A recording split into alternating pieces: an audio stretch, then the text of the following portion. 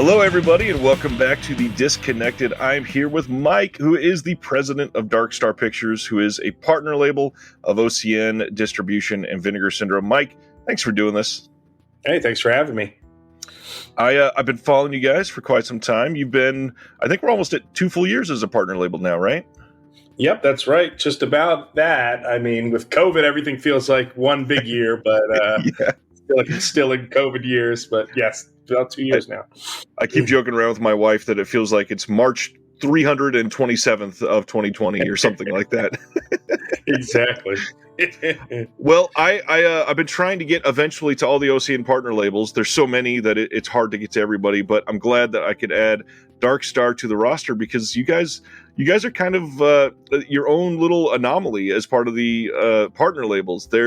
There's a lot of labels that have their own niche, but I really appreciate Dark Star because no matter what they announce, you are always surprised. It's always like, wait, this is really interesting, but what the hell is this? Yeah, we like to keep people on their toes, if possible. It's worked so far. Is like a general vibe that you go for with Dark Star? Or is it just, hey, this is what we can do? Yeah, I mean, I think, overall, we are an all rights distribution company. So we're taking movies to theaters and putting them on digital. And, we release lots of movies, every year, somewhere around anywhere between 12 and 20, new movies a year. And that includes things that we revisit, like when we revisited Fair Game, for instance, which came out with OCN and Vinegar Syndrome on Blu-ray. But our mission statement has always been genre films that are interesting and a little bit different. People like to use the word elevated to describe us. I hate that word. Me too. I think it's a cheesy, cop out. We just like to do interesting things, And when I started the company, my whole goal was to bring, unique voices out. And kind of spotlight also international cinema, which a lot of people don't do. I like genre pictures. And, the genre audience tends to be a little bit more forgiving than other audiences when it comes to things like subtitles or, large actor names and things like that, which, at the end of the day, I don't really give a shit about. Like, I'm not the guy who goes and watches the Avengers and all this stuff, Right. I'd much rather watch Terrifier 2 and Skinamarink and see what's happening, in the interesting world of genre films. And I've always been that way. So I launched that, Dark Star with that in mind, just to kind of bring these cool films that have kind of unique angles, unique voices, a lot of first-time filmmakers, and a lot of international voices. Since then, which that was like our first release was 2018, or general release.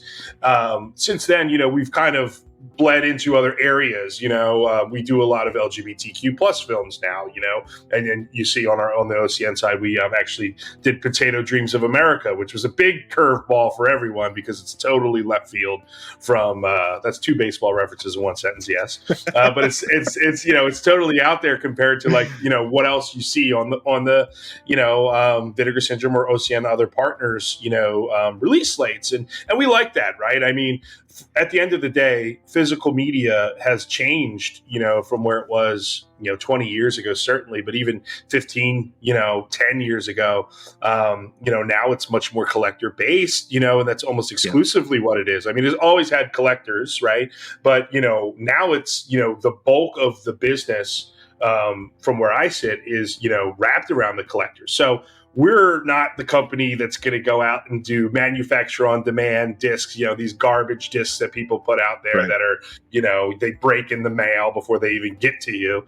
Our whole goal and why we love our partnership with OCN is, to put out pretty rad, releases that showcase these same voices that we want to, that the whole mission statement of the company is, right? So we can showcase short films and Q&A so you can get a better understanding of the filmmaker or the creators behind it, storyboards, things like that. Like, what can we add, to make this a really cool disc? And, so it's, I think the core of what we do is I'm a film guy.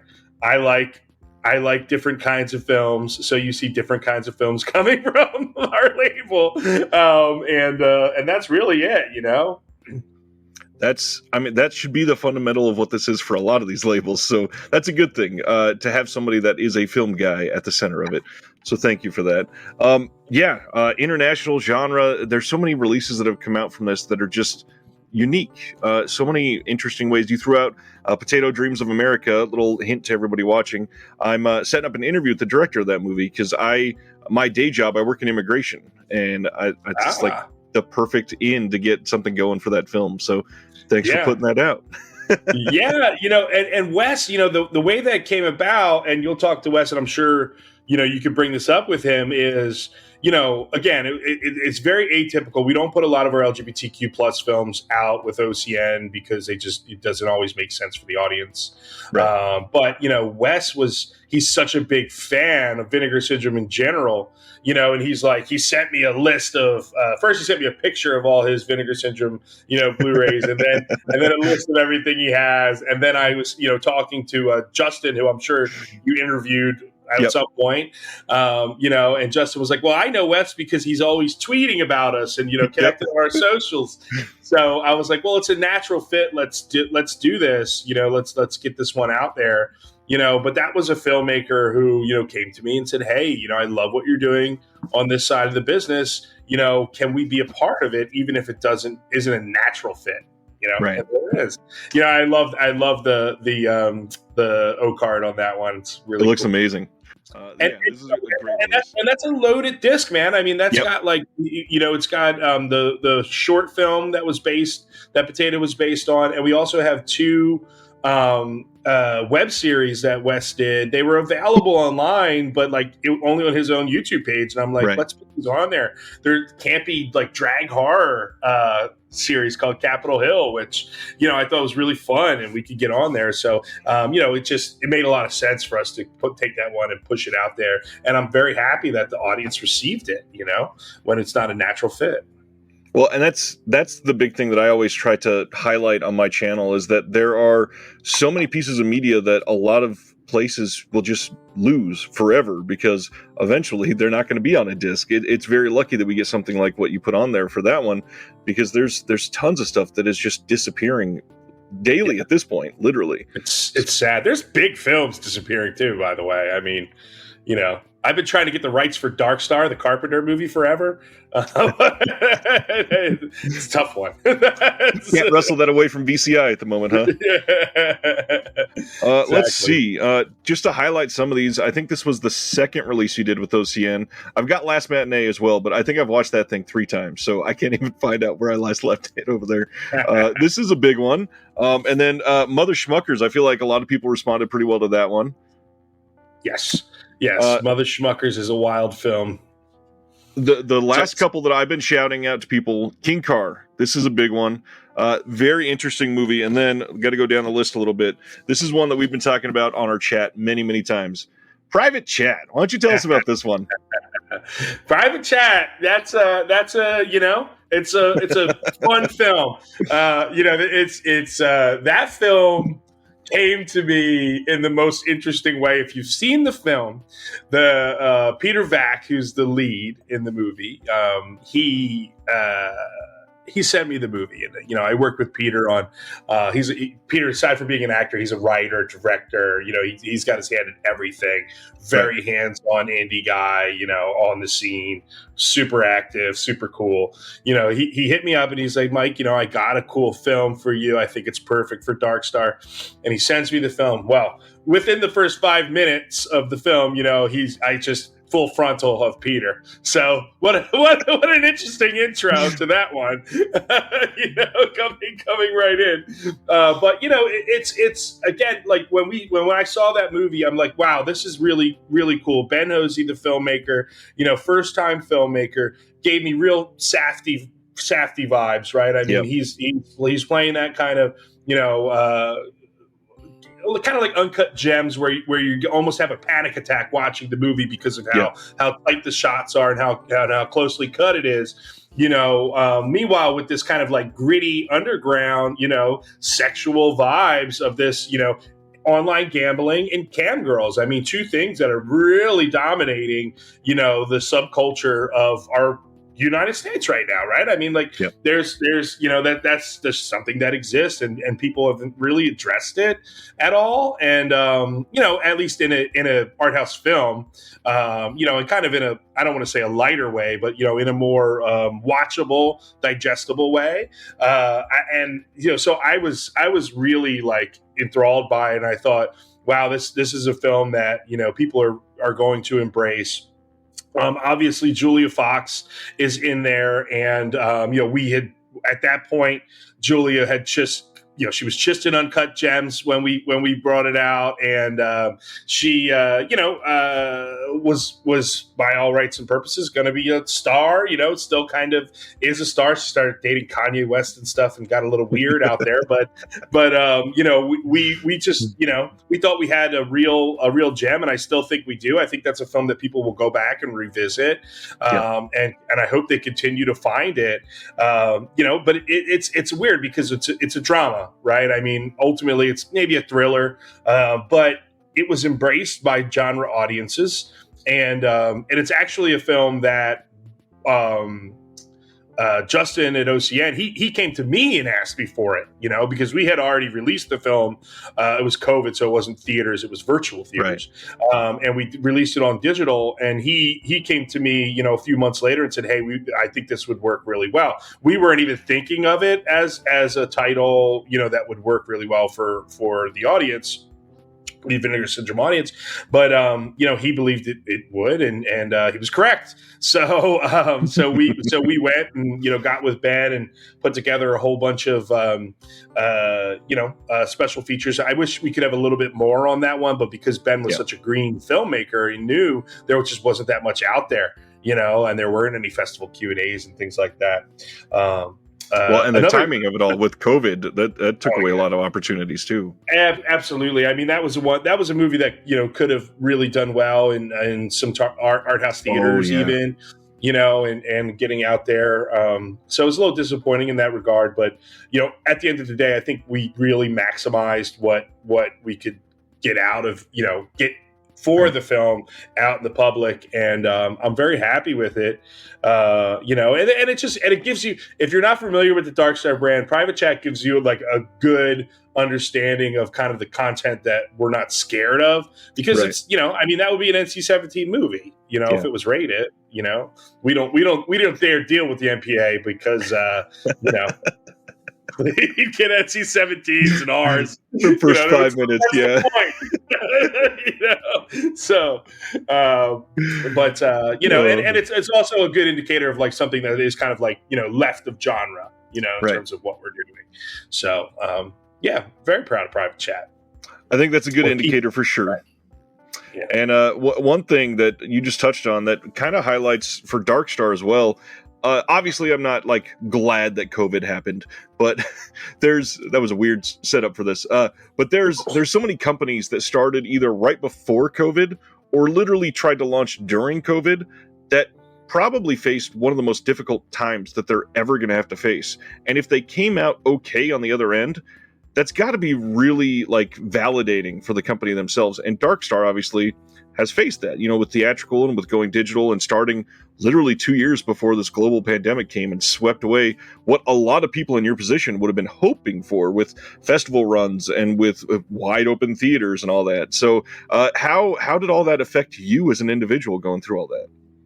Well, it was, I will say I was fortunate because my wife and I, we moved into a home outside of an apartment. We were in an apartment in the through most of 2019, and then we just moved into a home at the beginning of 2020. And so we were like, thank God we had space. Otherwise, I might be murdered by my wife. But aside from that, it was a real adjustment, right? I mean, we lost money and we lost kind of press and buzz, as you mentioned, festivals falling off, but also theatrical. I mean, to put it really into context, Coco di Cocoda, which you just held up there visually, that was intended to be our big theatrical that year, and we had in 2020. So we had that played at Sundance.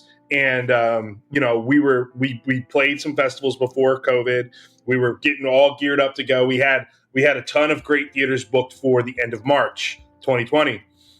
We had already basically outlaid the cash to put it out there, and have it ready to go, and then only to have everything shut down, Right. and to lose it. And, for our films, we really need those things like the New York Times reviews, and we need the attention of outlets, to kind of spotlight things, especially when they're a Danish horror film.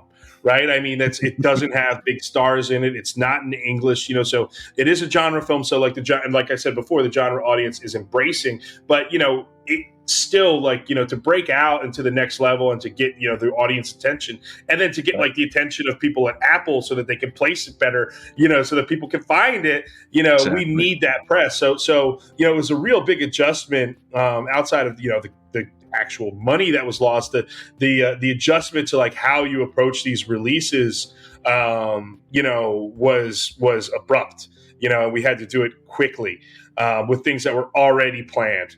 So Right. it was interesting, but at the end of the day, a company like Darkstar was also in an advantageous position, and I don't want obviously nobody wants to celebrate COVID, but because we're a small company, we're very agile, so we were able Yeah. to pivot relatively quickly. We were able to adapt things like virtual theaters, which is basically just video on demand, Right. set up through, your local movie theater, which was cool because we could support the theaters.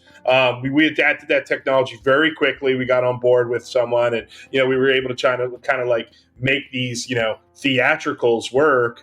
And then also because the studios were either dumping out things like The Invisible Man at $19.99 price point, or holding their releases, and we had a slate of finished films. We Right. were able to, once we pivot our strategies, we could still release new content in the market. People are viewing a lot. We have a lot of eyeballs there. And, now was a great time for indies to go out there and be discovered. So, it was a balance of okay, how do we pivot our strategies, so that people know about our movies, and then, maximize the watch time, which, was at a historic high, in terms of people watching things. And actually, the craziest thing is we started our physical, plans during COVID, Right. and it was really because, I mean, I'm a big collector, right? I buy stuff from Arrow all the time, Vinegar Syndrome, Criterion Collection, our friends at Shout Factory, all these things, that I buy personally, and I was buying more than ever during COVID because, whether it was I wanted to show my wife something or, whatever it was, sometimes you can't find some of the classic stuff on digital before they launch Criterion Channel. But so I was like, well, why aren't we doing this for our releases? What can we do? So it was kind of serendipitous in that regard that we, at a time where nobody wanted to do anything physically, we decided that we were going to launch in some content in the physical side of the film business. So, but yeah, we came out well, and ultimately, and it was, you take some punches, and as long as you can go with the flow and figure it out, which we were able to do, and I'm happy to say that, I mean, but being a small company helps too, right? I mean, being able to pivot and not have we don't have some big investor, breathing down my neck telling me, this is what we need to do. I was able to creatively kind of shift it, my own way, and fortunately worked. Wait, are you saying you don't have 214 employees at Darkstar Pictures? No, I wouldn't even know how to manage that, to be honest with you. One other thing during COVID, though, that kind of, is right going into 2020, we had plans to open a Los Angeles office in the summer of 2020.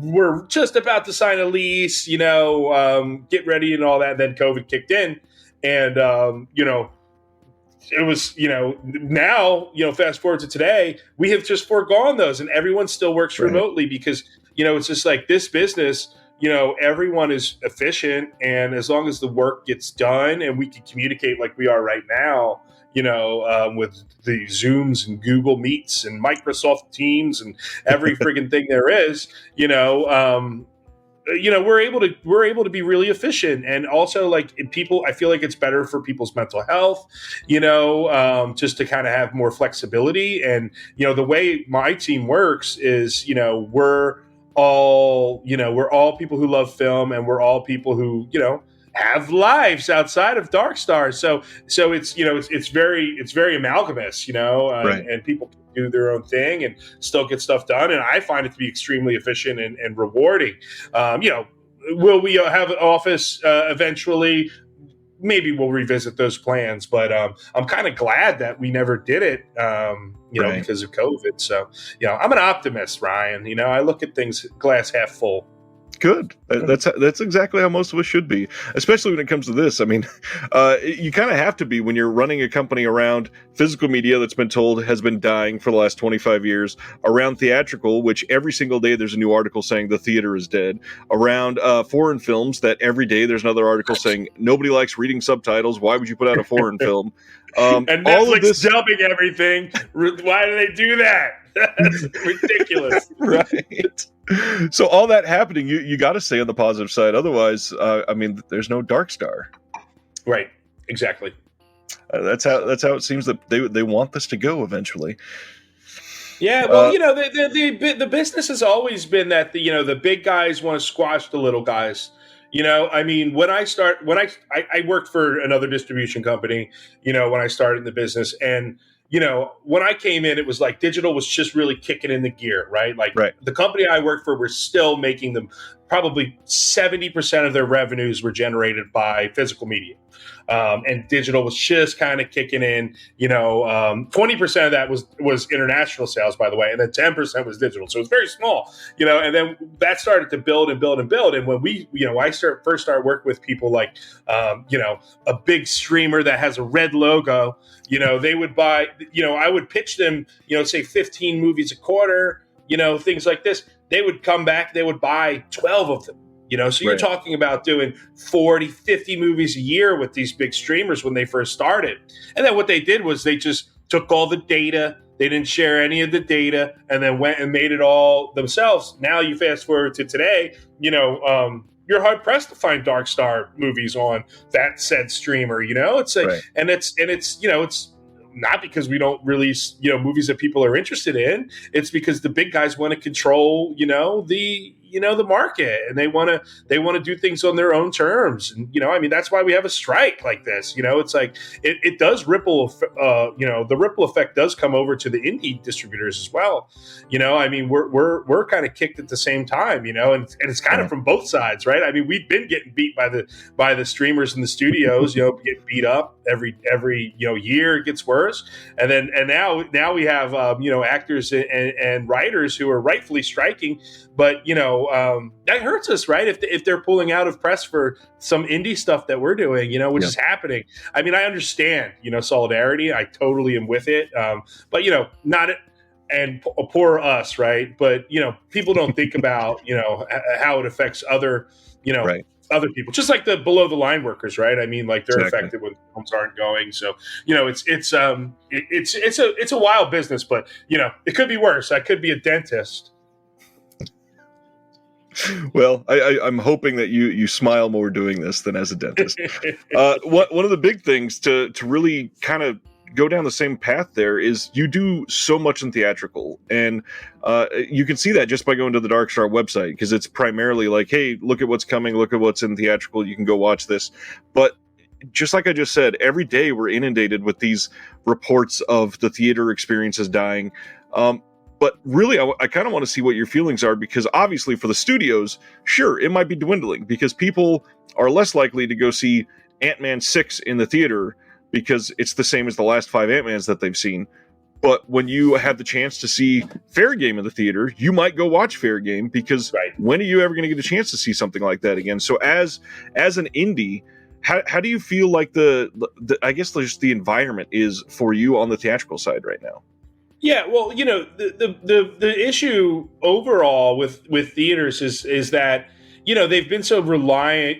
They've relied on, the tentpole studio titles for so long, and now the studios just regurgitate ideas, right? I mean, if you go look at a list of, the upcoming studio films, they're all sequels, remakes, and, franchises, so it's like, it's just all regurgitated bullshit. I mean, if you look, but like, what are the two most popular films right now from a studio?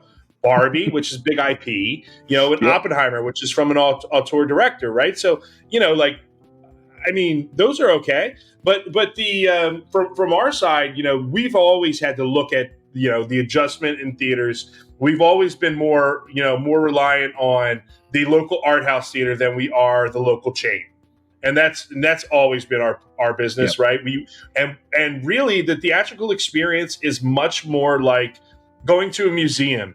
And I don't mean that it's because it's, you go to a museum, there's old pictures, there's old paintings there, and theatrical is antiquated. I mean that it's an experience. So, you need to create, audience experiences. You need to have Q&As. You need to do, special event type screenings, that can really get people interested and, off their couch, to come out and come back to a theater to see something. COVID was a real big gut punch. People were like, hey, I'm going to get the movie here quick, on my TV. My TV's pretty good. I've got surround sound. I can make my own popcorn. I can pause it if I need to go to the bathroom, and that's convenient.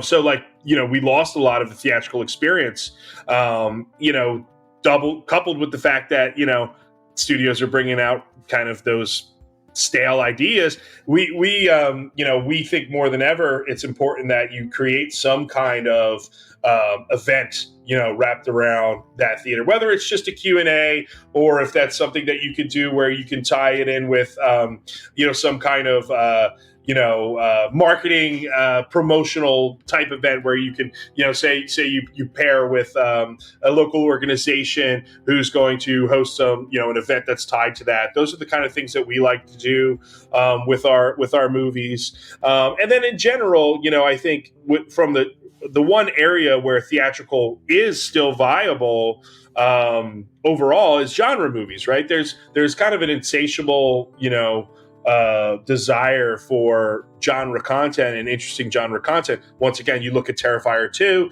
you look at Skinamarink. These are multi-million dollar grossing films, small budget films, and with no cast, on either one. But what do they have in common? They're unique, horror pictures. And that's, that is something that we think, you can continue to prop up.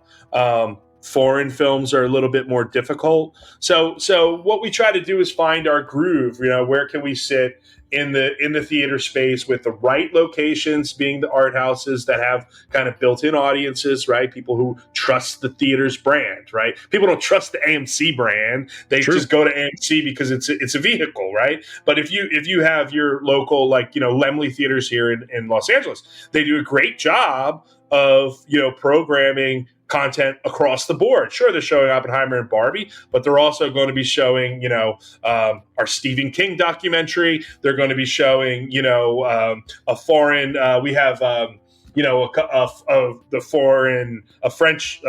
Belgian, but French language, horror film from that won Fantasia last year, the Fantasia Film Festival. Crazy ass horror film about a serial killer. That they're going to be showing that next month. So so it's finding that kind of place where with the brand of theaters that believes in the film and has the audience that believe in the theater. Right. So partnering with them, and then also just genre content in general. Well, and not even just theatrical, but even on the physical side, Dark Star is kind of the perfect example of how this is the perfect metaphor for what's going on with theatrical, because most of us, we can't trust. Universal and Warner Brothers have shown us this year what they care about physical media. Warner Brothers kind of bungling the US release of The Exorcist 4K that's coming out in a couple months. But the theatrical experience, if you go to a local art house, it's the same as going to a boutique distributor, basically, to get a solid release with a ton of extras, because you can make this an experience. You can trust that art house to give you better customer service, better amenities when you're there, and something where they actually show that they care about the films rather than they care about getting into your wallet for the most part. So yeah, that's a great parallel. I mean, it's true. It's curation and kind of care, right? Like, right. What can you bring your audiences? And that's really what we always want to do, no matter what level of release it is. Soon they'll figure that out for the digital side of things too, but until at the moment, I don't know if that's the case. We'll hold on as long as we can, I guess. So to continue with Dark Star, I always try to ask people for the first time that they're on with me, what are a couple titles that have kind of flown under the radar that you're really wishing people would have grabbed onto? Because I feel like one of them is probably going to be The Icarus Line Must Die. Well, so the Icarus, I'm glad that you mentioned the Icarus Line Must Die. So that's our second release ever, and like for all films. Again, we revisited the film for our OCN release. That movie, it's not quite a horror movie. It fits in this gray area. It's in black and white. Scares people when it's in black and white, but it's a very cool movie. I mean, this is a movie that's like, the post-hardcore scene in Los Angeles. You don't see a lot of movies wrapped around that, and you certainly don't see narrative thrillers, wrapped around that kind of scene there. You've got some icons of punk rock, Keith Morris. Yeah. We had such a fun time working with that film. Michael Grodner, the director, I'm still very close with him. We're trying to make more films together. This film it's just unfortunately never really grasped an audience that we wanted it to. We thought, it could grab the music audience and it could grab the genre audience, but instead it kind of just floated in the middle, and found, some indie audiences. Right. So, that's a film where it's like, man, I do think, I think Michael's going to make an amazing film soon, and people are going to revisit his work. And that's, one thing we always believe with that's why we like to work with first-time filmmakers and kind of up-and-coming voices, because we feel like they're going places, when we see something like that. But, it's tough when you love a film so much and it doesn't land as well as you'd like it to. That being said, I did think the reason why we came out and redid it and, added special features and did a physical release on it was because, we said, well, maybe, this is the audience that we needed. Maybe the audience wasn't there when we put it in. We did well in LA when we released theatrically. Naturally, we had, a concert, like we had Joe, the lead singer of the Icarus Line, perform, and it was amazing. And we had Keith DJ, awesome. A party, which was also like, I'm here with Keith Morris. I mean, this is fucking awesome. But but the outside of that, it was like it never really landed in the digital world. It was too small, or black and white or whatever it is. People don't know who the Icarus Line is outside of LA, or actually they're huge in the UK. But so I was talking to Michael and I said, we should put this out on our OCN line. And, I think this is the same customer who shops Vinegar Syndrome, often intersects with the customer who's buying vinyl. And that's kind of who we need. And, it's gone well. Like, this is the first time we've seen, kind of a surge around the film, like I expected it to be. Now, it's not going to, it's not going to change the world, but, it is finally, it feels like people are starting to, kind of embrace the movie, and we have found that right audience. So it's a good, it's a good kind of example of, how audiences differ, right? I mean, like the theatrical audience is sometimes different than the digital audience, who is sometimes different than the physical audience. I always say the ideal customer does all three, but there's not too many of those. So the Icarus Line definitely flew under the radar. Another one that you held up earlier was King Car. King Car, it struggles because for whatever reason, Portuguese films, you know, are kind of always a little bit difficult in the U.S. Because they're not. It's not Spanish, but we do French films and they do well, and different language films that do just fine. But for whatever reason, Portuguese always seems to struggle in finding footing.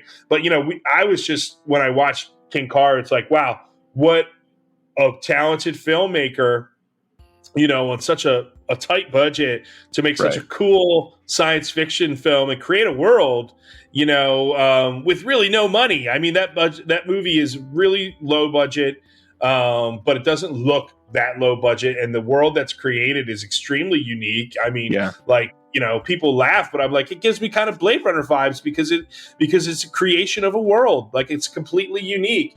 And, I also love just the social context of it because, to me, film, it's talking about, obviously, how corrupt the Brazilian government is and, what's going on there, which is awful. The gap between, the wealthy and the poor is more present there than most countries in the world, and it's awful. It's very corrupt. But what I love about the movie and what I think film can do overall, and a big reason why I'm involved with film, is that like it doesn't beat you over the head with the message. It's not a social commentary documentary. This is not a Michael Moore film, where it's trying to preach to you and push an agenda on you.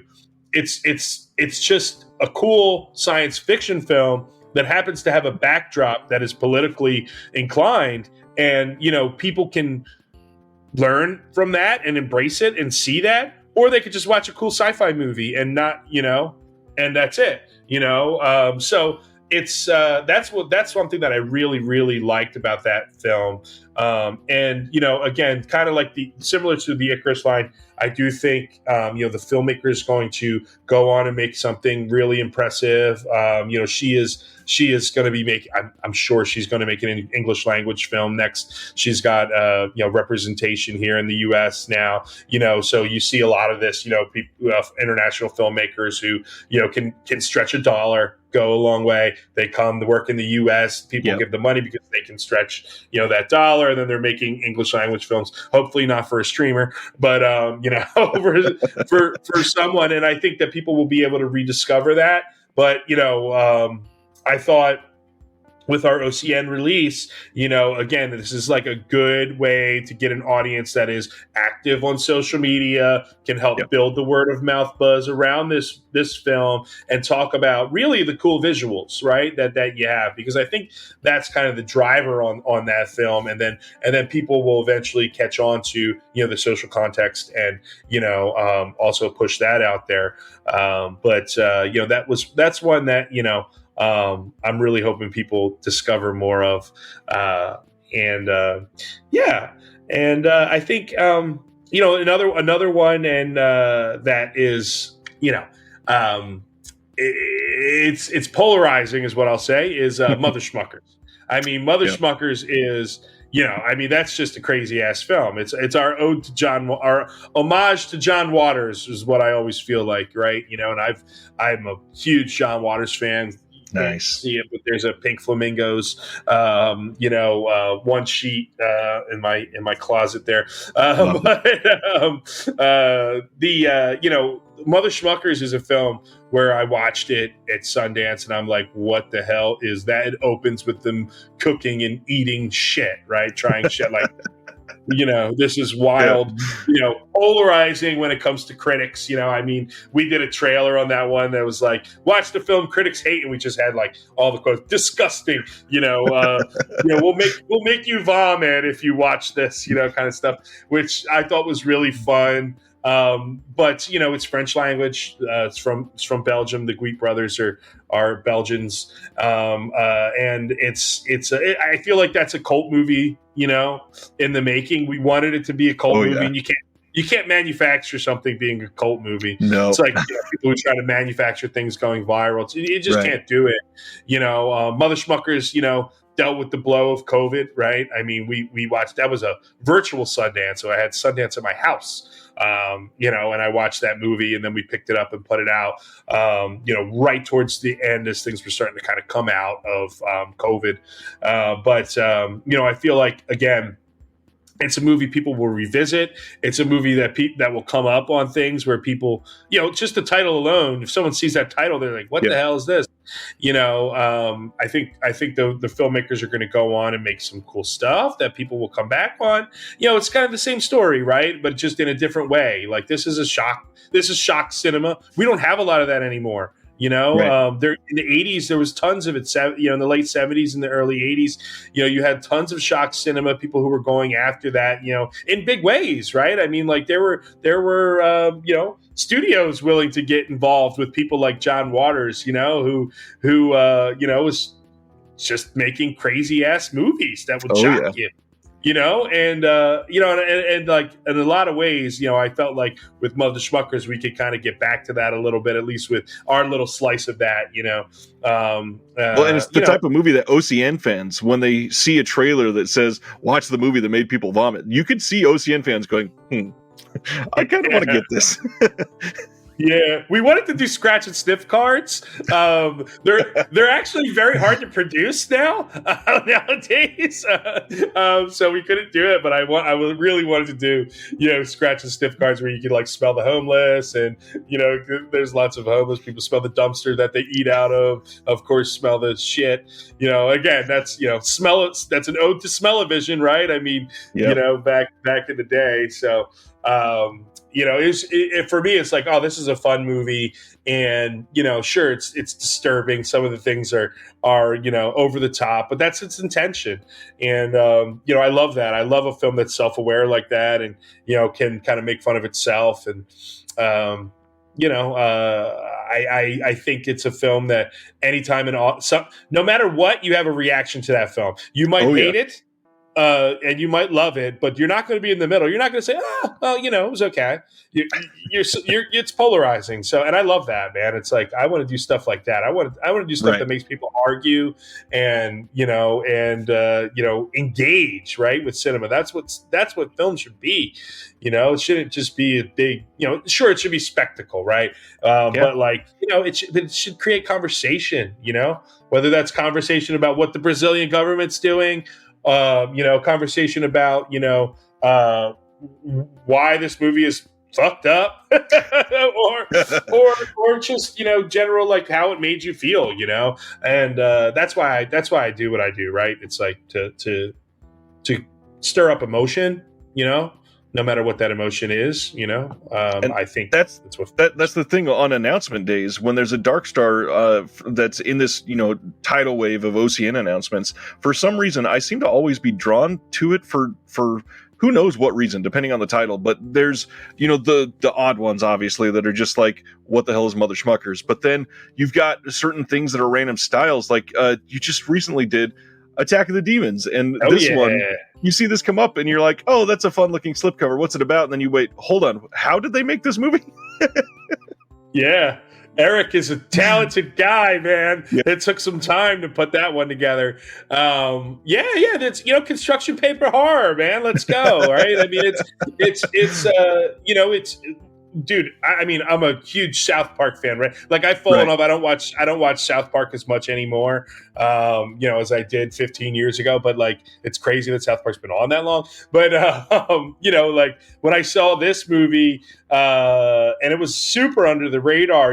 Eric is Eric Power, the filmmaker, and he's also one of the voices. His wife's also a voice there. I mean, he does this in his garage, man. Like in Austin, he's just in his garage, making these films. He did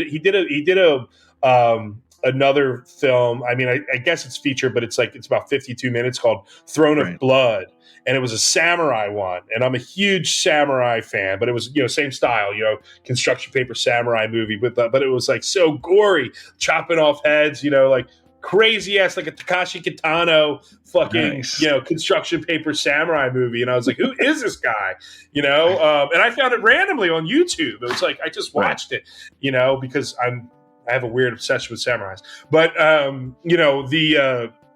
So like I saw that. I found a way to get in touch with him via a producer that I work very closely with, and a good friend of mine also from Philadelphia, Josh Goldblum, who he produces all the VHS movies, and he just did Kids vs. Aliens, which is really fucking cool if you haven't seen it.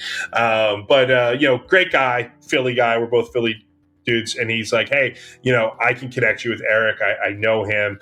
Nice. And we got in touch, and it was just like, I don't know if I don't do animated films. So, I have never released anything animated. I mean, ever, like in my career before Darkstar, Right. never anything animated. And it's like, you think animation, you think Disney and Pixar and kid stuff, right? Like adult animation, obviously there are a few examples, but there's not a lot. So, but when I saw this, it was just like the level of like, you would never think you could do a gory construction paper animated film, or create like these creatures, that are just amazing, right? Yeah. It's like, so I like just the artistry wrapped around Attack of the Demons is, was just mind blowing to me, and I loved it. And the funny thing is the first physical release we had on Attack of the Demons was not that Blu-ray; it was actually a VHS. we did a VHS release on it first, a limited press VHS release. There are some companies out here. Shout out Lunch Meat VHS. Lunch Meat is great, yeah. They called me up. They said, "Hey, dude, we want to do this," and I'm like, okay. I mean, I guess people buy VHS tapes now. Oh, yeah. Aren't they expensive to ship? How do you get a VCR? I mean, I guess your local pawn shop. But, so we did that, and, that sold out immediately. Very limited. I think we did like 30 units, something very small. But it sold out immediately, and I was like, "Shit, let's look at OCN, and let's do this, because I think it's going to be something that crowd will love, And I showed Justin. Justin was on the fence, to be honest. He was like, "I'm not sure. We haven't done a lot in this vein," and I'm like, "Well, let's give it a shot." We didn't have as much. There's not deleted scenes. There's not any of this stuff because it's all made specifically, for the film. So there wasn't a ton of stuff that we could add to it. But Eric and I got everything I got everything I could out of him. We really, really milked it down, and it turned out great. And I'm really happy that we did that one. And again, it's just something that I'm super proud of, because it's like, how often do you see something like Attack of the Demons? Exactly. I had a pretty cool moment with this, because one of the things that started me doing everything that I've been doing is I post all of the boutique announcements on social media, give love for all of them, make sure I list all the special features and all that. And the writer of this, I guess, is Andreas Peterson. I don't know how you say his first name. I guess he's followed my stuff for a long time, and he was like, "Whoa, like a company or a group that I love is posting about a movie that I wrote. This is amazing." And I was like, "Man, I'm buying it again just to make sure that you feel supported," because it's the type of thing, just the love around that community is just amazing to feel. Yeah, I mean, for sure. And, and that's something that's such a labor of love, I mean, like, all films are a labor of love. Yeah. But, like, when you're sitting in your garage and you're cutting out, for days. Pieces of, weeks, to do one scene, I mean, it's just remarkable, man. And everyone should check out Throne of Blood too. I think there was a Blu-ray release recently on it. Obviously I don't have the rights to the movie or anything, but it's super cool. If you like Attack of the Demons, check it out. Check out everything Eric does. He's working on a new project too, so I'm very, very excited. So yeah. And the most recent release from Darkstar that you have out through OCN is The Queen of Hollywood Boulevard. Yes. I've actually not been able to watch this one yet. Can you pitch it to viewers? Yeah, so Queen of Hollywood Boulevard is it is really a grungy, play on the crime thriller. This is about the gritty underworld, of Hollywood, right? And kind of what goes into that. And it is, you'll feel dirty after watching it. You know, it takes you through the strip clubs and the I'm sensing a gangsters. pattern through most of these about feeling dirty. It's private chat. I mean, this predates private chat. You know, but much more. But Private Chat is based in reality. Queen of Hollywood Boulevard is much more of a world, you know, created by Orson, the filmmaker, and he, you know, he created this kind of this grunge scene that, you know, you can kind of like, you feel like, again, that's just dirty kind of walking through it, and it's very neon soaked. It's very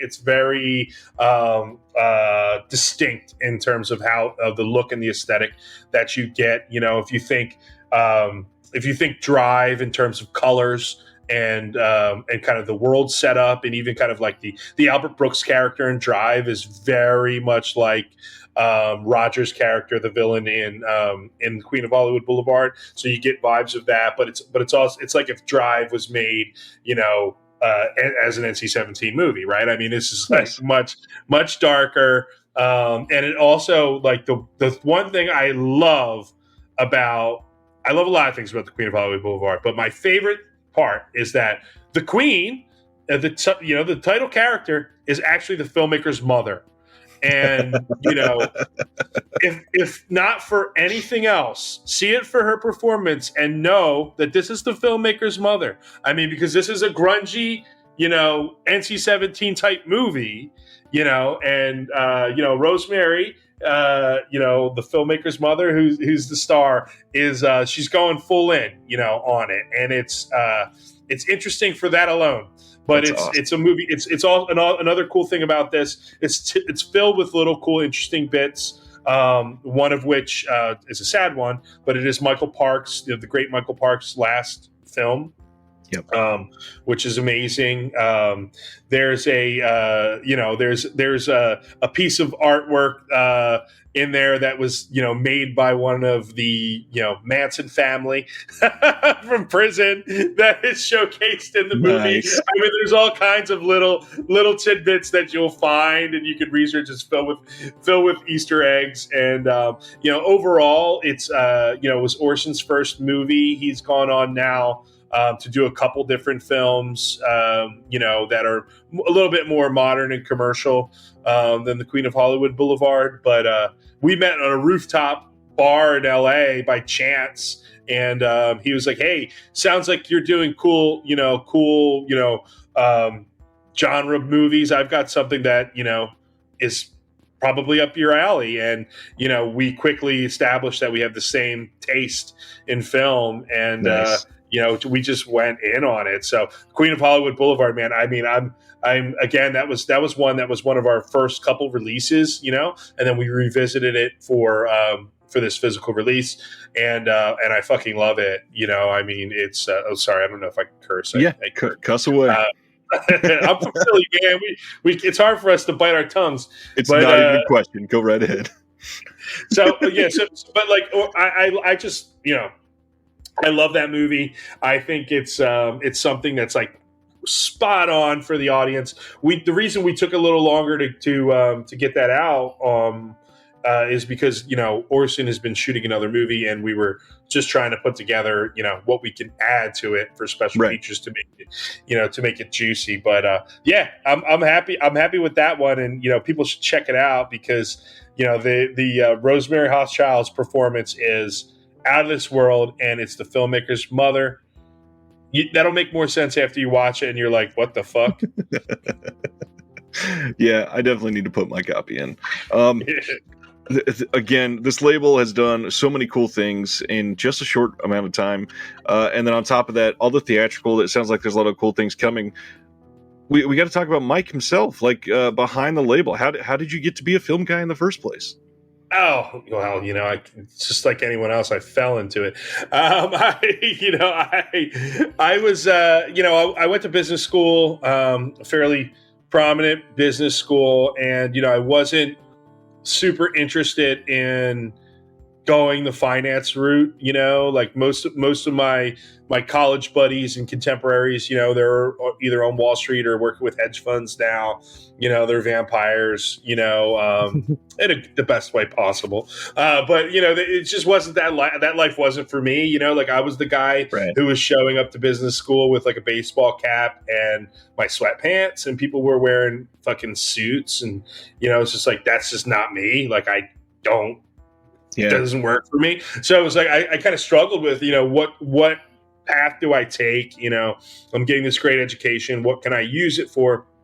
Meanwhile, I was always very interested in film since I grew up in Philadelphia. My dad and I, would go to the local. We called it a matinee theater. It was called the Devon in Philly. Like you walked in there and your shoes would be stuck to the ground because it was so sticky and gross. But they would show all kinds of really cool stuff, and stuff that was like. For me, it was like, just taking me to a different world, a world outside of Philadelphia. I grew up in a blue collar family, in inner city Philly, like we barely saw any grass, the grass was in the local park. So film was always like, wow, this is, something that it takes you somewhere else, and I was always, to reference my earlier point, I was always enthralled with samurais, right? Like I saw the Seven Samurai and I was like, whoa, what the hell is this, as a kid, and then I found Yojimbo and all these things, mainly Kurosawa films, going down that path. I never thought there was a career in it though, right? So I had always embraced film and loved film forever. So when I was in college, I was getting this business degree, but you had to fill credits for, writing seminars and science credits and these things. And I was able to take all film courses to kind of fill those. So I was taking all these film courses and like, okay, I'm looking at my film courses and my business, school classes. And I'm like, well, obviously I enjoy one more than the other. So I still didn't think there was a career in it. I'm just trying to figure out what I'm doing. And then I took a business of film course, and that was great because it was actually, so it was tied to, my business school was actually a business credit, but it was a film course. It was the first time the two worlds merged. Interesting. And it was really great. And actually, it gave you behind the scenes. I went to the University of Pennsylvania, so we had, access to, wonderful professors and, amazing resources, that come along with an Ivy League school. Right. It was great. So they were able to bring in, executives, people from behind the scenes that you don't talk to or know about, right? As just a cinephile, right? You're just watching the film. And it was so different than like my history of film course, because like now I'm talking about the guy who gets the movie made or how he gets it out there, or the marketing person. And they would come in every week. There would be one lecturer, on Friday, who would come in and lecture you, for the whole, hour of our class about, the business of film. So I was taken by it. So come, summer of junior semester going in the senior year, there was a program that could take you to the Cannes Film Festival that the university had. So I took a loan out. Again, blue collar inner city kid, we had no money, so I took a loan out to go to Cannes. I got into the program, I got accepted. It was Penn and Cannes, and basically the goal of the program was, you go, you get a pass. It's like the lowest pass you could get at the festival, and you could watch movies, and you watch movies and write about them, and then there was like a lecture every day, but you were kind of on your own to go around. And I did some research. I spoke to, my professor at the time, who started the program, but was too old to go there. Anyway, he said, look, there's a market, when you go there, if you're actually interested in, the business side of this, you have to figure out your way to get into the market at the festival, because most of the people going to the Penn and Cannes program were people who were studying film. Not the business side of it, right? They wanted to be filmmakers, writers, producers. I was interested in the business side. So what I did was I went to Staples. I made fake business cards. MR, Michael Repsch, right? MR Marketing, Mr. Marketing. Okay, that was my business card. They were little fake fucking, if they got wet, they would have fucking crumbled. This is amazing. I made these fake business cards, and look, security was different then, right? Now you could never do this. But I figured my way out into the market, Right. with these business cards. I would tuck my badge in, and I would just show my business card to the French security guard, and then I don't speak any French, he doesn't speak any English. I just kind of do this, and he let me in. So I went in, and I just spoke to anyone and everyone who would talk to me in that market portion, right? And it was just like, that was a huge education for me about like, whoa, this is a film festival, the most prestigious film festival in the world, but it's tied to this market, and this is where everything gets done. This is the movies that are not out yet. These are the things that are being pitched. These are the things that are upcoming. These are the films that are going to debut next in Toronto, because they're not ready, and you can see these teasers. Now, look, when most people are like, fuck off, kid. We don't need any marketing person. But like a lot of people would talk to me, and, that's how I figured out, that this business existed and kind of what it looked like. And I was enthralled by it. And then from there, it was like, I got a job right after college. I had some studio positions where I could basically go work in a mail room, and I'm like, well, this doesn't really work. It's just got a really, really great degree. And I found a small company in Philadelphia that was just about a year and a half old, and I could have a large sphere of influence in there. They brought me in, let me do basically run with it. I started, as kind of like a Swiss Army knife for them, no real position, just doing everything. I was still, they couldn't pay me a lot. So I was still working in, my job that I had through college, which was, as a sous chef.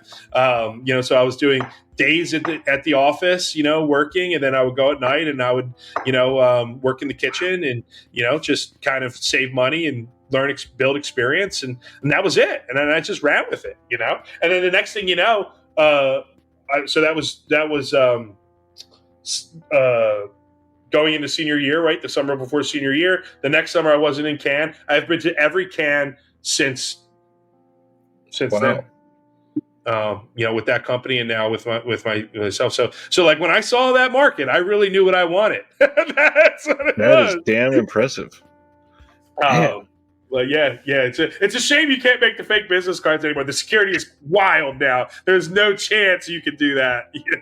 I think you made a mistake. I think this says President Darkstar Picture. Shouldn't it say Mr. Marketing down at the bottom here? Mr.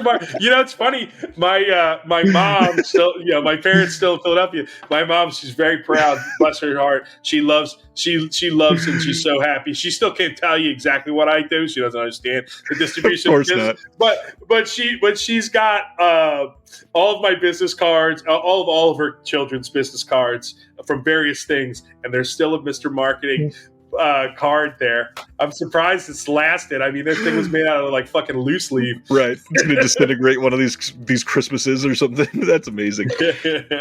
Oh, wow. Yeah. God, that is a beautiful story. And I mean, the ingenuity, like obviously there's certain things that nowadays you can't really do, but God, to take it upon yourself when you just have that drive for something. So many of us, and not just to take credit for myself, but that are in this industry for things that they want to do. It starts with similar kind of stories. You just kind of keep knocking on doors until the right one opens. And if that means fake business cards at Staples, what are you going to do? Yeah. I mean, if they wanted to hire me for marketing, I would have tried. Right. Exactly. But it was really like, because we had like fucking job fairs, and, the Wharton School of Business at the University of Pennsylvania, right? It's like very prestigious. Right. Oh, wow, you went to Wharton. People think it's so impressive and everything. It was like, yeah, well, when I went to the business fair, the job fair that they had there was nothing there for me. I don't want to go work at Merrill Lynch, like that. It's like selling my fucking soul, Right. People need to do that. And I don't, it's just not for me, and I knew that like right away. And it was a weird time for me because I needed to figure out what the hell I was going to do. But then, it was like stars in my eyes, when I went there, there's still kids who go to Penn and Cannes. I see them every year. So I'm still connected. I'm still connected with the program, and I don't tell them that story because the professor asked me to not tell them about how I broke the rules. But it was if I get them to the side, I tell them that story. I just don't do it in my lectures. That's probably smart. Probably smart. That's amazing. Thank you so much for sharing this. This has been an incredible thing. Again, obviously, support Dark Star. Theatrical is important. Support the physical side. Support good people like Mike that are passionate about these sort of things. And at the heart of all this, it's still just about film. I mean, there's indie filmmakers that are working their damnedest, sometimes in their garage with scissors for weeks at a time, sometimes in a foreign country with $14 and doing their best to make something enjoyable that you can sit at home and watch. So, Mike, thanks for sharing your time again. This has just been amazing. Yeah, thanks so much for having me, Ryan. I love that you're saying that. I love what you're doing. Here, it's important. Film is a community. And it always has been and it always will be, especially on the indie side. And, right. For all you listening out there, don't be scared to try new things. Check it out. Check some stuff out. Watch somebody eat shit in Mother Smuckers. You might like it. make a business card if you need to. That's right. I can send you a template. Thanks, Ryan. Have a good one. All right. You too, man. Thank you for listening to the Disconnected Podcast. There's one big thing that you could do to help the show, and that is to leave a rating and review on the podcast service of your choice. Thank you.